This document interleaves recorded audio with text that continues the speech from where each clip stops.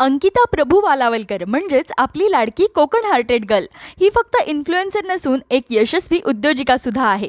उन्हाळा आला की ती तिच्या सिंधुद्योग अंतर्गत आंब्याची विक्री करत असते. याच दरम्यान एका कुरिअर करणाऱ्या व्यक्तीने तिची फसवणूक केली असून त्याबाबतची संपूर्ण माहिती तिने एका व्हिडिओमधून शेअर केली आहे. पाहुयात अंकिता काय सांगतेय. झालं असं की आंब्याचे बॉक्स आम्ही वन डे डिलिव्हरी व्हावी म्हणून मुंबईमध्ये आम्ही एका कुरिअर कंपनीला देतोय. तर तिथून जो व्यक्ती आमच्याकडनं बॉक्स घेऊन गेला तो व्यक्ती त्या बॉक्स सोबत गायब झाला. त्याने फोन उचलणं बंद केलं, कस्टमरना ब्लॉक केलं आणि जवळपास 8 ते 9 हजाराच्या गोष्टी आहेत. 8 ते 9 हजार म्हटलं तर एका स्टार्टअपसाठी ही खूप मोठी अमाऊंट असते. एखादा माणूस खचून जाऊ शकतो जेव्हा असं नुकसान होतं तेव्हा. तर सोडून देण्यापेक्षा मी असा विचार केला की आपण या व्यक्तीला पकडण्याचा प्रयत्न करूया आणि त्यासाठी आम्ही पोलीस कंप्लेंट सुद्धा फाईल करतोय.